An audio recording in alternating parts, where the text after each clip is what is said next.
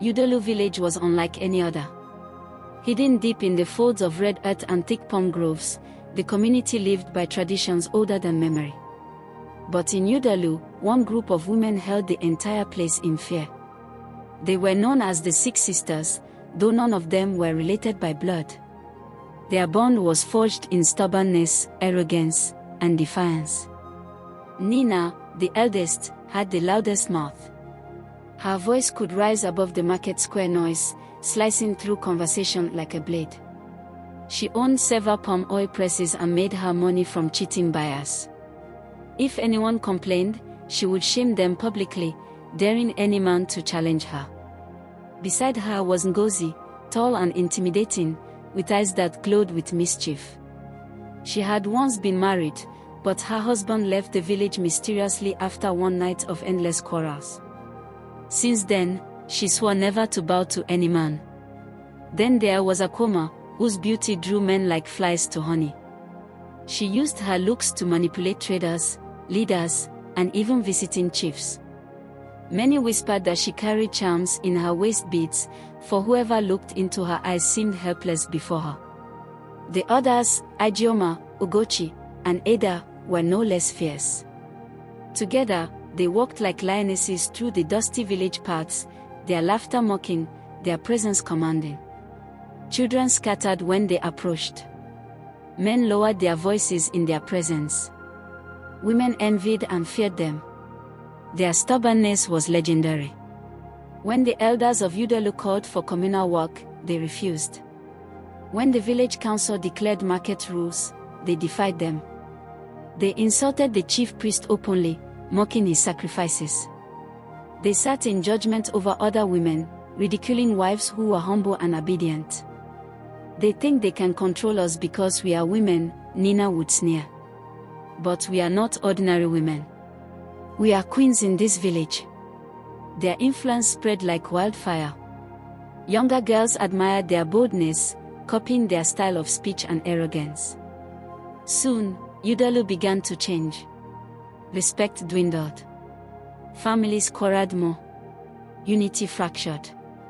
But the Six Sisters were blind to what they were building. For when a house shakes from within, the walls eventually collapse. It all began at the Udolu market, the beating heart of the village. Every 4 days, people from nearby towns came to trade yams, palm oil, goats, and hand-woven cloth. But the Six Sisters turned the market into their personal empire. They imposed unfair levies on women selling vegetables. They would seize stalls by force, pushing aside widows and poor women. If a man dared intervene, they would humiliate him publicly. One morning, Mama Chinye, a frail widow, came with her small basket of peppers. She had walked 3 miles barefoot, hoping to sell them to buy salt. But before she could spread her mouth, Nina and her companions arrived. "Clear that space," Nina barked. "We need it for our goods." "But I came early," Mama Chinye pleaded. "This is my only place." Ngozi snatched the basket from her hands and spilled the peppers into the dust. The market gasped, but no one dared speak. Mama Chinye wept bitterly, yet the women laughed and spread their mouths arrogantly. The humiliation burned into the memory of the villagers. Many whispered, "When will this end? Who will stop these women?" But the elders were powerless. The Six Sisters mocked even them. "They are only old men," Akoma laughed once. "Let them sit with their kola nuts. We control the village now." The arrogance grew unbearable. But fate, like a drum, always beats louder with time. Udolu's lifeline was the great river Ti, where women fetched water, washed clothes, and held festivals for the goddess Neka. Every year, sacrifices of fowls and palm wine were offered to honor the river spirit. But the Six Sisters decided they were above such traditions. On the day of the festival, when the priestess arrived with her calabash of offerings, the women mocked her openly. "Is this not foolishness?" Ada scoffed. "Pouring good palm wine into the river for a spirit no one has seen." The others joined in laughter. Akoma even stepped forward and kicked the calabash, spilling the contents into the sand. The crowd gasped in horror. The priestess trembled. "You have desecrated the river goddess. Do you not fear her wrath?" "Wrath?" Ngozi sneered. "We fear no spirit, no man, no god. We are the true rulers of Udolu." That night, thunder rolled without rain. The river swelled unexpectedly, drowning several young bands near the banks. Strange illnesses spread, women miscarried, children developed fevers. The elders whispered that the goddess was angry. But the 6 sisters only laughed. "Coincidence," Nina spat. "Do not let these cowards scare you." Yet even their laughter could not hide the unease that began creeping into their hearts. One moonlit evening, a stranger arrived in Udolu. He was a tall man in flowing white garments, carrying only a staff. He walked with the calmness of one who feared nothing. At first, the villagers thought he was a traveler. But when he spoke, his voice was like thunder and honey mixed together. "I am Okena," he said, "a messenger of truth. I was sent here because your village is under darkness. 6 women are shaking the foundations of peace. If nothing is done, Udolu will fall." The villagers murmured, fear and hope rising. Could this be the answer? The 6 sisters heard of him and mocked. "Another prophet." Ijeoma sneered. "We have seen many. They come, they eat, they go. This one will be no different." But Okene did not leave. He visited homes, prayed for the sick, and restored peace between quarreling families. Slowly, the villagers began to rally around him. His presence was like fresh rain on dry soil. The women grew angry. "If we let him continue, he will turn the people against us," Nina warned. And so, they plotted to disgrace him. The 6 sisters invited Okena to a feast at Akoma's compound. They prepared pounded yam, bushmeat, and palm wine.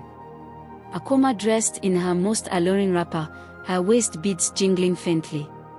When Okena arrived, they welcomed him with fake smiles. Their plan was simple: seduce, intoxicate, and humiliate him before the villagers. But Okena saw through them. As Akoma swayed close, he raised his staff. "You cannot trap the light with darkness," he said calmly. "Your stubbornness has blinded you. Your arrogance will destroy you." Suddenly, the calabash of palm wine shattered on its own.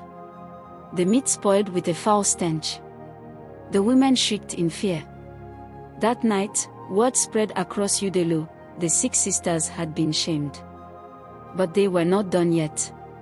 Their pride burned hotter than ever. One by one, their lives began to crumble. Nina's oil business collapsed when her presses broke down mysteriously.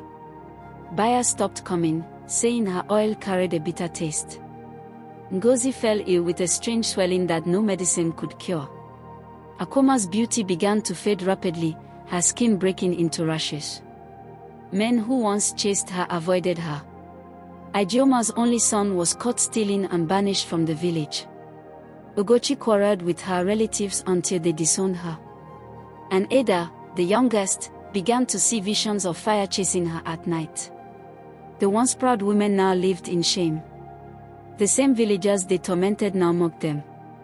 Children sang songs about their downfall. It was clear, karma had come to Udolu. Finally, broken and humiliated, the 6 sisters went to the riverbank. For the first time, they knelt, weeping. "O goddess, forgive us," they cried. "We were blind with pride. Restore our peace." The priestess appeared, carrying a white dove. She looked at them with pity. "You mocked the gods, the elders, and the people. But repentance is the first step to restoration. Learn humility, and you may yet find peace." They offered sacrifices of goats, fowls, and palm oil. They served the community for months, helping the very widows they once despised. Slowly, respect returned to Udolu. But the 6 sisters were never the same. Their stubbornness had brought them low. Their pride had led to shame. Udolu village would never forget the reign of the 6 sisters. Parents told their children the story as a warning. Arrogance may shine like fire, but it always burns the one who carries it. Stubbornness may seem like strength, but humility is greater. And so, the village thrived again. Peace returned. The river goddess blessed the land with abundance. As for the 6 sisters, they lived quietly, shadows of their former selves, living reminders that when women or men mock truth, when arrogance rules a heart, karma waits patiently at the door.